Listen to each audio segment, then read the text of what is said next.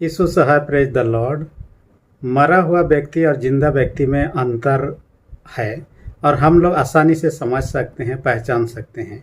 एक बात तो यह है कि मरा हुआ व्यक्ति ना सांस ले सकता है, ना चल सकता है, ना बात कर सकता है, ना हिल डुल सकता है, वह मुर्दा सा पड़ा रहता है। परंतु जिंदा व्यक्ति का स्वभाव में अलग है। वो बात कर सकता है, सांस ले सकता है, इधर उधर हो सकता है, कई सारे चीज़। आत्मिक जीवन में भी, ये शारीरिक जीवन की बातें आत्मिक जीवन में हम देखेंगे। जो आत्मिक रूप से मरा हुआ है या आत्मिक रूप से जिंदा है, उसका एक विशेष चिन्ह जो है वो है प्रार्थना। यदि हमारे जीवन में प्रार्थनामय जीवन है तो हम आत्मिक रूप से जीवित हैं। कुछ विद्वानों का यही मानना है। आज का संडे जो है, संडे का नाम है रोगाते, जो कि जिसका अर्थ होता है प्रार्थना करो। रोगाते शब्द लैटिन शब्द से है जिसका अर्थ होता है प्रार्थना करो। हम आज लूका का 11 उसका 5 से 13 पद के अनुसार प्रार्थना के विषय में ही चर्चा करेंगे। हम ये जो घटना है लूका 11 5 से 13 तक, ये बैतनिय्याह के जगह का है जहाँ यीशु मसीह अपने चेलों के साथ ठहरा हुआ था। और यीशु मसीह जब प्रार्थना के लिए बाहर चले गए, चेले लोग प्रार्थना के बाद मुझसे पूछने लगे, यूहन्ना अपने शिष्यों को प्रार्थना करना सिखाया, हे प्रभु आप भी हमें प्रार्थना करना सिखाइए। और उसके बाद यीशु मसीह ने चेलों को प्रार्थना करना सिखाया, जो कि प्रभु की प्रार्थना के नाम से जाना जाता है। उस प्रार्थना सिखाने के बाद में यीशु मसीह शिक्षा के क्रम में चेलों से ये बात कहता है, एक दृष्टांत कहता है। एक व्यक्ति था जिनके घर में आधी रात को एक मेहमान आता है, उनको खिलाने के लिए कुछ नहीं था। अपने पड़ोसी मित्र के घर में जाता है और उसे कहता है, खटखटाता है, मुझे 3 रोटी चाहिए ताकि अपने मेहमान को खिला सकूं। वो बोलने लगे, इतनी रात को हम उठ के दे नहीं सकते हैं क्योंकि हम सो रहे हैं, बच्चे मेरे पास में हैं और इस हालत में आपको दे नहीं सकता। फिर भी बार बार मांगने के कारण से वह व्यक्ति उठकर उसको देता है और वह अपने गेस्ट को खिलाता है।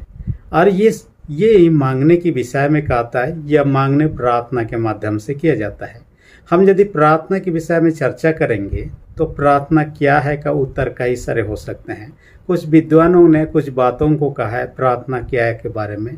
एक विद्वान का कथन है, प्रार्थना श्वास है। जैसे जीवित व्यक्ति श्वास लेता है, हम जान जाते हैं कि यह व्यक्ति जिंदा है, जब तक श्वास ले रहा है जीवित है। वैसे ही हम जब तक प्रार्थना में जीवन को व्यतीत कर आत्मिक रूप से हम जीवित हैं, ये समझा जाता है।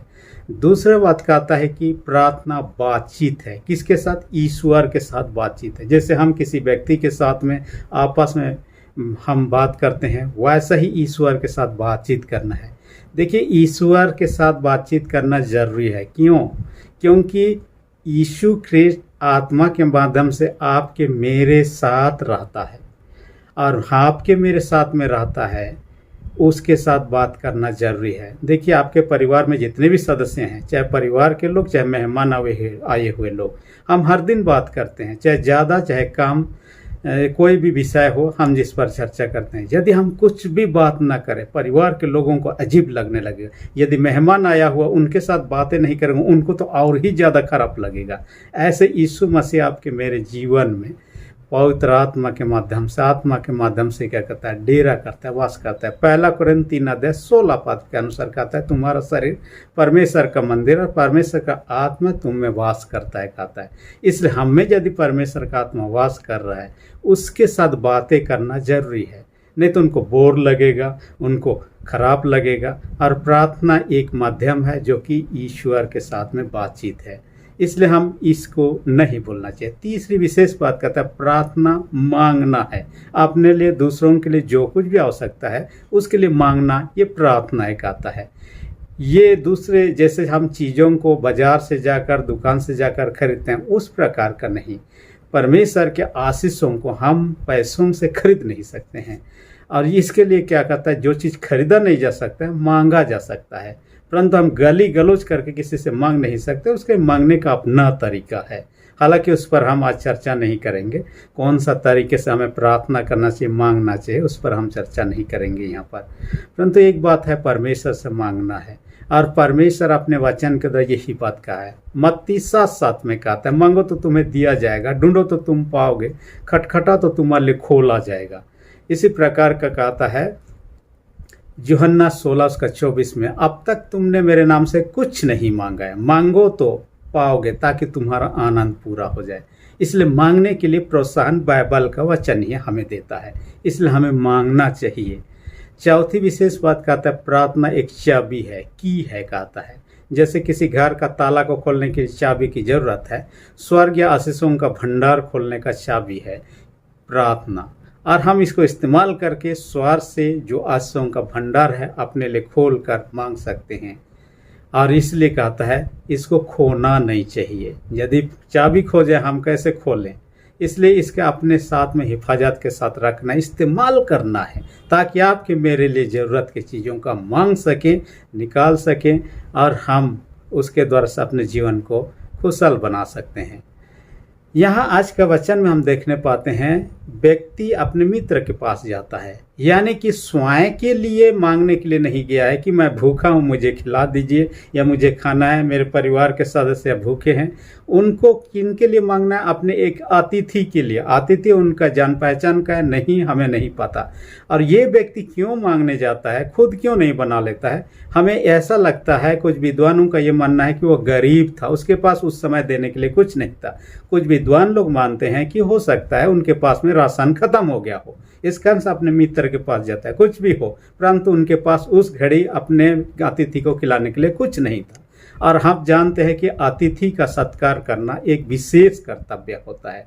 देखिए हमारे भारतवर्ष में एक कहावत है, अतिथि देवो भव, यानी कि अतिथि जो गेस्ट होता है वो देवता के रूप में होता है, देवता के समान होता है। इससे उनका आदर करना, रेस्पेक्ट करना, उनका सेवा शुद्धि करना आपका मेरा कर्तव्य, ऐसा समझा जाता है। बाइबल के दिनों में इसी प्रकार की शिक्षा को हम पाते हैं। अब्राहम के जीवन में देखिए, उन्होंने अतिथि का सत्कार किया, अतिथियों का सत्कार किया, उसके बाद में उनको बेटा होने का प्रतिज्ञा मिला। उसका उम्र 100 साल पूरा होने वाला था, और ऐसे घड़ी में अतिथियों का सत्कार करने के बाद में उनको आशीष दिया गया। लूत उसका जो भतीजा था, उसके जीवन को देखिए, उनके पास में जो अतिथि आए थे उनका उन्होंने अतिथि सत्कार किया, और उन अतिथियों ने उनका जीवन को ही बचा दिया, क्योंकि जो सदोम अमरा में रहता था परमेश्वर ने आग और गंधक गिरा कर नष्ट कर दिया, परंतु लूत का परिवार को सुरक्षित उस नगर से निकाल दिया। देखिए अतिथियों की सत्कार करने के विषय बाइबल में कई जगह चर्चा मिलता है, इसलिए उस समय के हिसाब में इस प्रकार का अतिथि सत्कार का उनके लिए जरूरी था। हालांकि वर्तमान समय में हम अनजान व्यक्ति का अतिथि सत्कार कई बार संदेह करते हैं, और कई बार ऐसे भी आपने न्यूज़पेपर में सुना होगा, एक व्यक्ति मेहमान बताकर उनके घर में आया, आने के बाद में रात के आधी रात में सब सामान पकड़ के, कीमती सामान, वो कहाँ भाग गया। इस प्रकार की घटनाओं को कई बार न्यूज़पेपर में आपने सुना होगा। हालांकि हम जिसे पहचानते हैं उसे तो हम सही रूप से अतिथि सत्कार करते हैं। और उस समय का क्या था, उस समय फ़ोन नहीं था कि मैं आ रहा हूँ मेरे लिए खाना पका के रहिए। वर्तमान में हमारे पास इस प्रकार की सुविधा है, ताकि फ़ोन कर दे मैं आ रहा हूँ इतना समय को खाना पका रहिए, या तो मेरे लिए भी रखे रहिएगा, हम खा लेंगे। लेकिन उस समय में इस प्रकार की व्यवस्था नहीं थी, और इस कारण से इस व्यक्ति को आधी रात में, जबकि अतिथि आने के बाद में, दिन को क्यों नहीं आया? कुछ विद्वानों का यह मानना है कि दिन के समय में इतना धूप में यात्रा करना उनके लिए सरल नहीं था। हो सकता है वह पहुंचने का कोशिश भी किया हो, लेकिन तब आते आते रात हो गया हो, और इस तरह से रात के समय उनका अरेंज करना पड़ रहा है। जो कुछ भी अपने लिए नहीं मांग रहा है, परंतु अपने उस अतिथि के लिए, ये बहुत विशेष बात है। हम अपने लिए तो प्रार्थना में हर दिन मांगते रहते हैं, क्या हम दूसरों के लिए मांगते हैं कि नहीं? परमेश्वर चाहता है कि हम दूसरों के लिए प्रार्थना करें, सिर्फ अपने लिए प्रार्थना करें, ये स्वार्थी प्रार्थना कहलाएगा। पहला तीमुथियुस 2:1 में कहता है, सबसे पहले सब लोगों के लिए प्रार्थना की जाए, ऐसा कहता है। इस कारण से आपने सुना होगा 5 फिंगर प्रेयर टिप्स जो कहता है, ये 5 अंगुली के आधार पर हम विभिन्न प्रकार के लोगों के लिए हम प्रार्थना कर सकते हैं। सबसे पहले यदि हम ऐसा हाथ जोड़ते हैं, हमारे करीब जो दिल के करीब आ रहा है, ये अंगुली आ रहा है दिल के करीब हमारे, तो कहता है हमारे जो दिल के करीब हैं, प्रियजन है, परिवार के लोग हैं, हमारे मित्रगण है, जो हमारे दिल के करीब हैं, उनके लिए हमें प्रार्थना करना चाहिए। दूसरा अंगुली ये आता है, ये दिशा निर्देश करता है ऐसा, यानी कि समाज में, कलीसिया में, देश में जो लोग दूसरों को दिशा निर्देश करते हैं, जैसे शिक्षक हो गया, जैसे पुरोहित हो गए, ऐसे लोगों को लिए हमें प्रार्थना करना चाहिए। इन 5 अंगुली को देखिए, ये सबसे ऊंचा होता है, यानी कि देश में जितने भी ऊंच पद वाले लोग हैं उनके लिए हमें प्रार्थना करनी, चाहे परिवार में, समाज में, कलीसिया में, देश में, हमारे वर्ल्ड लेवल में हम ऊंचे पद वालों के लिए प्रार्थना करें कहता है। उसके बाद कहता है ये जो कहता है ये कमज़ोर, दुखी, लाचार, बेघर, गरीबी ऐसे पड़े हुए लोगों के लिए हम प्रार्थना करें। और सबसे अंत में छोटा सा जो है स्वयं के लिए प्रार्थना करें। इस तरह से हम दूसरों की प्रार्थना करने के विषय 5 अंगुली जब याद करेंगे हमें दूसरों के लिए प्रार्थना करने का प्रोत्साहन मिल सकता है। आइए हम आज के वचन में देखने पाते हैं लूका 11:5-13 के अनुसार मैंने शीर्षक रखा है निरंतर प्रार्थना करें। निरंतर प्रार्थना, प्रार्थना तो व्यक्ति लोग करते हैं परंतु निरंतर प्रार्थना करना, हमेशा प्रार्थना करना। देखिए प्रार्थना को हम श्वास के साथ में तुलना किए। श्वास को हम रोक के नहीं रखते हैं, आज मैंने श्वास ले लिया बंद कर दे कल फिर श्वास लूंगा, हम ऐसा नहीं करते हैं। श्वास निरंतर चलने वाला चीज। जिस दिन श्वास बंद हुआ समझो कि दुनिया से हम कट गए, माने कि दुनिया में हमारा जीवन समाप्त हो गया समझिए। इसी प्रकार का प्रार्थना को कभी भी बंद नहीं करना है, निरंतर चलते रहना चाहिए। सबसे पहला 3 पॉइंट में से सबसे पहला पॉइंट जिस पर चर्चा करेंगे, परमेश्वर से प्रार्थना करें जो सब कुछ देता है। परमेश्वर से प्रार्थना करें जो सब कुछ देता है। देखिए जो कुछ अब तक हमने पाया है, घर द्वार, परिवार, डिग्री, जितना भी धन संपत्ति ईश्वर के अनुग्रह से ही पाए हैं। हम अपने प्रयास तो किए हैं लेकिन उसमें ईश्वर का आशीष है। इस कारण से हमें क्या करना चाहिए, ये समझना चाहिए जो कुछ हमने पाया ईश्वर से पाया है, आने वाला समय में जो कुछ पाएंगे ईश्वर के अनुग्रह से पाएंगे। इसलिए परमेश्वर से हमेशा प्रार्थना के द्वारा मांगना चाहिए। देखिए कई बार हम मांगते नहीं भाई फिर भी मिल जाता है। छोटे बच्चों को देखिए, छोटे बच्चे माता पिता पर आश्रित रहते हैं, खुद जाके कमा के नहीं लाता है, राशन पानी की व्यवस्था खुद बच्चे नहीं करते हैं, वे लोग घर में रहते हैं लेकिन माता पिता के ऊपर में भरोसा करते हैं, आश्रित रहते हैं। और माता पिता को ये लोग बोले ना बोले, माता पिता जानते हैं कब इनको खिलाना है, कब इनके लिए नया ड्रेस चाहिए, कब उनके लिए जूता चाहिए, कब उनके लिए मेडिकल व्यवस्था चाहिए, कब उनके लिए पढ़ाई की क्या चाहिए। कुछ बच्चे बोलते हैं कुछ चीज़ों को लेकिन कायनिक चीज़ जो है वे नहीं भी बोलते हैं, माता पिता उनके लिए प्रबंध करते हैं। वैसे ही हम परमेश्वर के बेटा बेटी हैं। परमेश्वर आपके मेरे लिए कई चीज़ों को मांगते नहीं फिर भी अपने इच्छा से हमारे लिए व्यवस्था कर देते हैं। परंतु जो चीज़ हमारी आवश्यकता है हमें मांगना चाहिए। और नहीं मांगना क्या होता है, कई बार हो सकता है उससे वंचित हो सकते हैं। देखिए माता पिता को कई बार बच्चों का छोटे छोटे चीज़ याद नहीं भी होगा, जैसे कि पेंसिल या पेन ख़त्म हो गया, पिता से कहेंगे मेरा ख़त्म हो गया पेंसिल या पेन, तो वो खरीद के ला सकते हैं। कई बार उनको याद दिलाना या मांगने की ज़रूरत ही है। एक बार मैं एक स्कूल में जुबली मनाया जा रहा था स्कूल का, मैं भी बुलाया गया था इसलिए मैं गया हुआ था। वहाँ पर एक विधायक आए हुए थे, नहीं MP थी, और MP अभी इस दुनिया में नहीं है परंतु मंत्री होने के नाते उस स्कूल से पढ़ के वो पार हो चुकी थी। वहाँ स्कूल के अधिकारी लोगों ने उनसे कहा आप तो इस स्कूल में पढ़ी लिखी और इस स्कूल के लिए ज़्यादा कुछ आपने नहीं किया है, आपको कुछ तो करना चाहिए था। उन्होंने कहा आपने मांगा ही नहीं, इसलिए आपकी ज़रूरतों को मैंने समझ ही नहीं पाया। आप लोग मांगे होते तो मैं दे देता और स्कूल के लिए जो करना चाहिए आपने नहीं मांगा, इस कारण से मैंने कुछ नहीं किया। देखिए कई बार हमें मांगने की आवश्यकता है, इसलिए प्रभु अपने वचन में भी कहता है निरंतर प्रार्थना में लगे रहो, जो कहता है आपको मुझे उसके लगे रहना है। देखिए अद्भुत सारे चीज़ काम होते हैं हमारे जीवन में। हम एक जगह पर कुछ साल, काफ़ी साल हो गया है, एक सम्मेलन था, प्रेयर मीटिंग था जहाँ पर हजारों की संख्या में लोग जमा हुए थे। अचानक से मौसम खराब हो गया, वो ओपन फील्ड में हो रहा था और वहाँ टेंट लगा हुआ था। तब आयोजकों को चिंता होने लगा इस प्रकार की आंधी तूफान बारिश आने से हमारा सारा प्रोग्राम गड़बड़ा जाएगा। परमेश्वर का एक दास था जो अब इस दुनिया में नहीं रहा, चार्ल्स लकड़ा नाम का। उन्होंने कहा आइए हम मिलकर प्रार्थना करें, परमेश्वर हमारे प्रार्थना को सुनेगा और हमें कम से कम इस आंधी तूफान बारिश से निजात दिलाएगा और हम सुरक्षित अपने प्रोग्राम को कर सकते हैं। प्रार्थना शुरू हुआ, प्रार्थना खत्म हो गया, बहुत सारे आंधी तूफान के साथ बारिश हुआ, आसपास में काफ़ी ज़्यादा बारिश हुआ, यहाँ तक कि वहाँ जो ये था खेत था, खेत में पानी भर गया, नदी साहब में भरने लगा, लेकिन वह जगह जहाँ पर प्रेयर मीटिंग हो रहा था वहाँ बारिश नहीं हुआ। सूखा जगह में कुछ क्षेत्र को छोड़कर बाकी एरिया में बारिश हुआ, परंतु वहाँ देखिए परमेश्वर हमारे आवश्यकताओं को हम जब सच्चाई के साथ प्रार्थना करते हैं, सुनते हैं, पूरा करते हैं। इसलिए हम परमेश्वर से प्रार्थना करें, छोटा हो बड़ा हो, जो भी चीज़ हो परमेश्वर के करीब में लाए। दूसरी विशेष बात जिस पर हम चर्चा करेंगे, हम निरंतर प्रार्थना करें। जैसे कि रोमी 12:12 में कहता है प्रार्थना में नित्य लगे रहो कहता है। देखिए यहाँ पर ये व्यक्ति अपने दोस्त के कार्य, अपने मित्र के घर गया हुआ है, कहता है कि मुझे 3 रोटी चाहिए, ज़्यादा नहीं चाहिए। 3 रोटी रात के लिए उनके लिए सफिशियंट था, इसलिए उन्होंने कहा 3 रोटी चाहिए। उसका मित्र क्या जवाब दिया, मैं इस घड़ी उठ के आपको दे नहीं सकता। देखिए बच्चे मेरे साथ सोच रहे हैं और मैं उठ के, देखिए आजकल का जैसे लाइट की व्यवस्था नहीं थी, आधी रात को यदि कोई आता है आप लाइट ऑन कर देते हैं तो आसानी से आप चीज़ों को देख। उस समय इतना आसान नहीं था।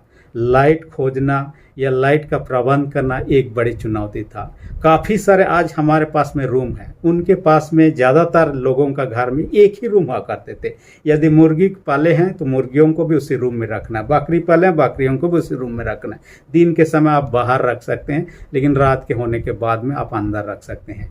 फिर देखिए अंधकार है, सामान इधर उधर बिखरा हुआ है, चीज़ वस्तु है, जानवर सब होंगे, और यदि ठंड का मौसम हो एक ही चीज़ से ओढ़ा है। आज तो हमारे पास काफ़ी सारे कपड़े, अलग अलग लोग अलग अलग कपड़ों से हम ओढ़ाते हैं, परंतु एक ही कपड़े से बच्चों के साथ यदि ओढ़ा हुआ है, ऐसे घड़ी में आप उनको उठकर रोटी दीजिए, उनके लिए काफ़ी समस्या की बात थी। इसलिए उन्होंने कहा मैं ऐसा नहीं कर सकता। लेकिन बार बार इन्होंने क्या किया, बार बार निरंतर मांगते रहा। और बाइबल में कहता है लज्जा को छोड़कर, माने निर्लजता के साथ में उन्होंने उनसे मांगते रहा और बाद में उठकर उनको देना पड़ा। हमें इस निर्लजता पूर्वक जैसे उन्होंने मांगा, हमें परमेश्वर से ऐसे ही मांगना है। उन्होंने मित्र से मांगा, ईश्वर हमारा सच्चा मित्र है। इसलिए साक्षीवाणी में एक गीत को आपने देखा है, 102 गीत में, यीशु क्या ही प्यारा मित्र पाप और दुख, यानी यीशु प्यारा मित्र है कहता है। और इसलिए कहता है भजन संहिता 50, संकट के समय में मुझे पुकार कहता है। हमें उनको पुकारना चाहिए, हमारे ज़रूरत के समय, संकट के समय, असुविधा के समय में हमें उसको पुकारना चाहिए कहता है। यिर्मयाह 33:3 में इसलिए कहता है मुझसे प्रार्थना कर, मैं तेरे सुनकर तुझे बड़ी बड़ी कठिन बातें बताऊंगा जिन्हें तो अभी नहीं समझता। भजन संहिता 46 अध्याय 1 पद में पाएंगे, यहोवा हमारा संस्थान है, संकट के समय अति साहस से मिलने वाला सहायक है कहता है। इसलिए उसके पास हम निवेदन करें, उसके पास हम प्रार्थना करें ताकि हमारे प्रार्थना सुनी जाए। देखिए कई बार आपने ऑफिस में का चक्कर लगाया हुआ होगा कि मेरा लोन पास हो जाए, हमारे गांव में बिजली हो जाए, हमारे यहाँ ये रोड बन जाए। आपने एप्लीकेशन एक बार नहीं 2-3 बार दिया हो, लेकिन फिर भी काम नहीं हो, लेकिन अंत में कई बार आप प्रयास के बाद में हुआ हो। कई बार ऐसा ही होता है, हम जो काम करते हैं 1-2 बार में होता नहीं, इसलिए हमें लगे रहना चाहिए। मैं एक व्यक्ति के इस वचन को जब मनन कर रहे थे, एक व्यक्ति का मेरा ख्याल दिमाग में आया, थॉमस एडिसन, जिन्होंने इलेक्ट्रिक बल्ब का आविष्कार किया। उन्होंने 1 बार 2 बार फेलियर नहीं हुआ, 100 बार नहीं, 200 999 बार फेलियर हुआ, फिर भी उन्होंने हिम्मत नहीं छोड़ा। 1000 बार में उन्होंने सफलता को पाया। हम ऐसा ही प्रयत्न में लगे रहें, ईश्वर से निरंतर प्रार्थना में लगे रहें ताकि समय पर आपके मेरे ज़रूरतों को पूरा करें। इस्राएल लोग 430 साल तक मिस्र के गुलाम में रहे। कितने सालों से प्रार्थना कर रहे थे मुझे नहीं पता, परंतु ये लोग काफ़ी दिनों से परमेश्वर की दुहाई दे रहे थे। निर्गमन के किताब में कहता है मैंने उनके चिल्लाहट को सुना। परमेश्वर उनके चिल्लाहट को सुनता है, प्रार्थना को सुनता है, उनको छुड़ाने का व्यवस्था करता है, मूसा को भेजता है और छुड़ा लेता है। देखिए आपके मेरे जीवन में कई सारे आवश्यकता होंगे। इस व्यक्ति जो बाइबल में यहाँ देखने पाते उनको 3 रोटी की आवश्यकता थी। हो सकता है आपको रोटी की ज़रूरत हो सकता है मकान की ज़रूरत हो सकता है आपको कपड़े की ज़रूरत हो सकता है आपको पैसों की ज़रूरत हो सकता है आपको खेत की ज़मीन की ज़रूरत हो सकता है और कई सारी चीज़ों की ज़रूरत हो। हमारे अलग अलग आवश्यकता हो सकती है। हम सच्चाई से परमेश्वर से, कई बार क्या होता है हम जब प्रार्थना करते 3 उत्तर होता है। पहला तुरंत मिल जाता है, दूसरा जो चीज़ हमारे लिए आवश्यकता नहीं है या हमें देने से ठीक नहीं होगा, ईश्वर उसे नहीं देता है तो कुछ चीज़ें हमें देता नहीं है। जो जैसे कोई बच्चा आपसे कहे मुझे एरोप्लेन चाहिए, मुझे चाकू चाहिए, मुझे गन चाहिए, बंदूक चाहिए, आप नहीं दे देते हैं। बच्चा को क्या चाहिए आप जानते हैं। वैसे ही हम अनब सनब मांगे, लेकिन ईश्वर जानता है हमको मुझे क्या ज़रूरत है, क्या देना चाहिए, और उसी अनुसार वह हमें देता है। इसलिए कई बार हम पाते नहीं। तीसरा क्या, प्रतीक्षा करवाता है। तुरंत नहीं देता है परंतु प्रतीक्षा करवाता है। इसलिए हमें निरंतर प्रार्थना करना चाहिए ताकि सही समय आने पर ईश्वर हमें दे सके। मैंने कभी अपने मित्र के बारे में एक घटना के बारे में बताया जो अभी सरकारी सेवा में है। एक जगह गए हुए थे ऑफिस का काम में, उन्होंने काम ख़त्म किया लेकिन उसके पैसे ख़त्म हो गए। जब उनको बस से वापस अपने घरों को लौटना था, वहाँ से कैसे वापस लौटे, क्योंकि उनके पास में बस टिकट करने के लिए पैसों की कमी थी और वहाँ पर कोई जान पहचान नहीं था जिनसे हेल्प मांगा जाए। तब उन्होंने सोचा आइए प्रार्थना करते हैं। वो बस स्टैंड से बाहर निकला, प्रार्थना की, हे प्रभु मेरे पास में पैसे ख़त्म हो गए, आप ही मुझे अपने घर तक पहुँचा दीजिए। और जाकर एक बस में बैठ गए जो उनके घर की ओर जा रहा है। एक व्यक्ति आया और उनके बगल में आकर पूछने लगा आपको कहाँ जाना है। मेरा मित्र ने कहा मुझे तो जाना फलना जगह तक है लेकिन मेरे पास पैसे नहीं हैं। कंडक्टर जहाँ तक मुझे लेकर अपने दया से ले जाएगा वहाँ तक मैं जाऊँगा। इस व्यक्ति को तरस आया और कंडक्टर को उसका भाड़े का पैसा दे दिया। उसके बाद कहा आप सीट देखिए मैं अभी आता हूँ। वो चला गया और एक केला का स्टॉल था, वहाँ से खरीदा केला और खिड़की तरफ से मेरा मित्र को दे दिया। इन्होंने केला लिया, उनके सीट में रख दिया। फिर और कुछ खरीदने की चला गया और वो खरीद के आता इससे पहले बस धीरे धीरे छूटना शुरू हो गया। व्हिसिल मारा, धीरे धीरे आगे छूटा, फिर बस चला ही गया। वह व्यक्ति कौन था जानता नहीं, लेकिन वह दोबारा वापस नहीं आया। इन्होंने देखा कि मेरे पास पैसे नहीं थे, परंतु वह व्यक्ति कौन था मैं नहीं जानता, आकर मेरे भाड़े का पैसे दे दिया। मेरे पास भोजन के लिए कुछ भी खरीदने के लिए कुछ पैसे नहीं थे, उन्होंने केला खरीद के मेरे लिए व्यवस्था कर दिया। और ईश्वर किसी को भेजा मेरा प्रबंध करने के लिए। देखिए वो सकुशल अपने घरों को लौट गया। हम भी ईश्वर से हो सकता है कई बार तुरंत पा जाते हैं, कई बार हमें निरंतर प्रार्थना में लगे रहने की आवश्यकता, जो कि आज का वचन में इस व्यक्ति ने वही किया। तीसरी विशेष बात जो इस वचन के अनुसार में कहता है, परमेश्वर हमारे उम्मीद से ज़्यादा देता है। देखिए जो कुछ एक पिता से अपना बेटा मांगता है, यहाँ उदाहरण दिया है, 3 उदाहरण दे दिया। बेटा यदि उससे क्या कहता है रोटी मांगे तो पिताजी उसको रोटी के बदले पत्थर उसके हाथ में नहीं थमा देता है। यदि वो मछली मांगता है, मछली के बदले उनके हाथ में सांप नहीं थमा देता है। यदि वो अंडा मांगे, अंडा के बदले हाथ में बिच्छू नहीं थमा देता है। पिता अपने बच्चों से प्रेम रखते हैं, ऐसा नहीं करते हैं। हो सकता है नफरत करता हो तो अलग बात है, लेकिन जिसे प्रेम रखता है उस बच्चे के प्रति ऐसा नहीं करता। वो अच्छा चीज ही देगा। जबकि एक पिता होकर अच्छा चीज देता है तो परमेश्वर उससे बढ़कर क्यों नहीं देगा अपने बेटा बेटियों को। इसलिए कहता है आपको मुझे प्रार्थना में लगे रहना है। सुलेमान राजा को देखिए, उन्होंने क्या कहा, मुझे प्रजा को चलाने के लिए बुद्धि चाहिए। परमेश्वर ने बुद्धि सिर्फ नहीं दिया, अब देखिए इतना धनवान बना दे उसके समान नहीं, इतना उसका ख्याति या तो उसका प्रशंसा होने लगा, जो चीज़ उसने मांगा ही नहीं था। ऐसे ही हम प्रार्थना करें, परमेश्वर से बढ़कर देने वाला ईश्वर है। कुछ समय पहले मैंने एक घटना के बारे में पढ़ा, अमेरिका के ओहियो शहर का घटना है।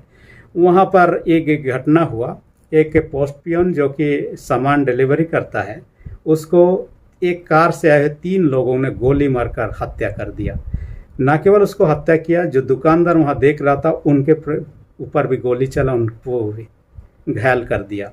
उसके बाद में इन अपराधियों का तलाश होने लगा, लेकिन अपराधी नहीं पकड़ा, लेकिन 3 लोगों को उन्होंने पकड़ लिया। इन 3 लोगों का नाम था रोनी, विली, ये दोनों भाई थे, और एक था रॉकी। इन तीनों को पकड़ लिया गया संदेह के घेरे में, और एक व्यक्ति ने दूर से मैंने देखा यही लोग थे ऐसा स्टेटमेंट दे दिया, और इसके कारण से लोग फंस गए, और फंसने के बाद में उनको फांसी की सज़ा हो गया।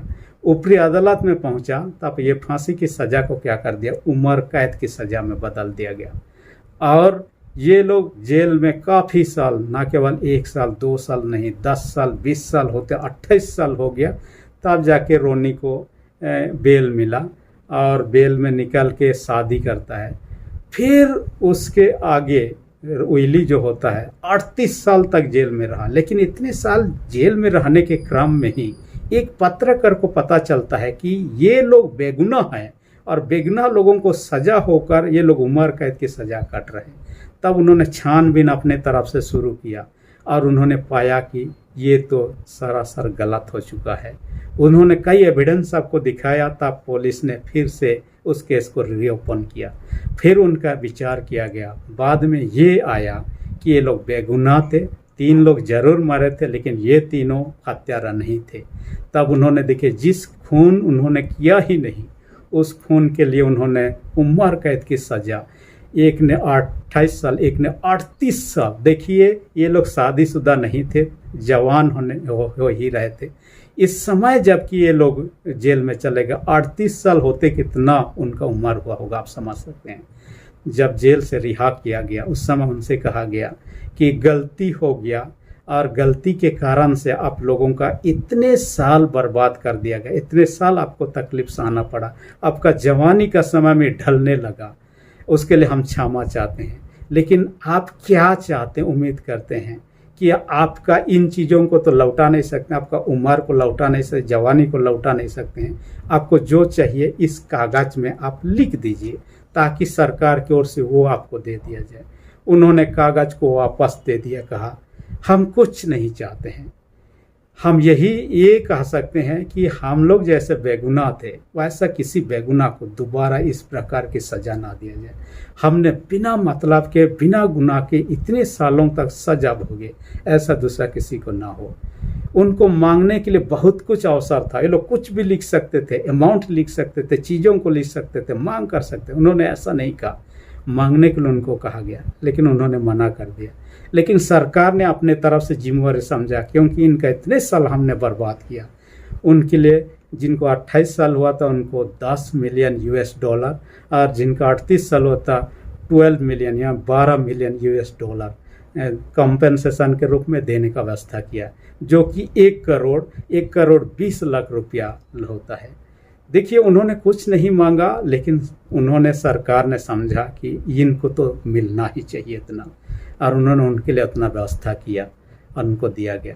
देखिए हम जो मांगते नहीं उससे बढ़कर परमेश्वर देने वाला है। यहाँ इन्होंने कुछ नहीं मांगा, हमें नहीं चाहिए, परंतु सरकार की ओर से उनको बहुत कुछ दिया गया, जो कि उनका एज को तो लौटा नहीं सकता लेकिन बाकी के जीवन को कम से कम अच्छे रीति से लोग बिता सकते हैं।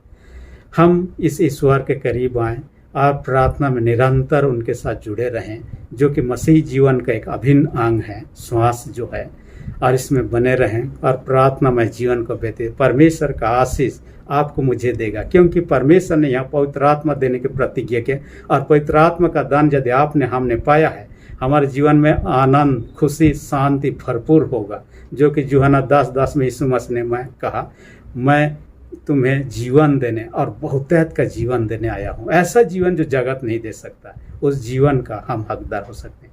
परमेश्वर ऐसा करने हमारे साथ अगुवाई करे। इस वचन का हमें आशीष दे, आमीन। हम प्रार्थना करें। जित पिता धन्यवाद देते हैं वचन का हमसे बातें किया, होने दे कि ये वचन हमारे जीवन में काम में लाने पाए, और जो लोग पिता वचन सुनने आ रहे हैं हर एक को नाम नाम आशीष दे। जितने बीमार हैं उन सबों को यीशु के समर्थ लहू से चंगाई, और जो लोग पिता विश्वास में कमजोर, उनके विश्वास को दृढ़ मजबूत कर, विनती यीशु के नाम से मांगते हैं, आमीन। यदि अब तक आपने मेरे चैनल का सब्सक्राइब नहीं किया, इसी घड़ी नीचे जो रेड बटन में उसे प्रेस करके सब्सक्राइब कर दीजिए, और जो बेल आइकन निकले उसे प्रेस करके ऑल पर सेट कर दीजिए, ताकि आने वाले वीडियोस का नोटिफिकेशन आपको समय पर मिल सके। धन्यवाद।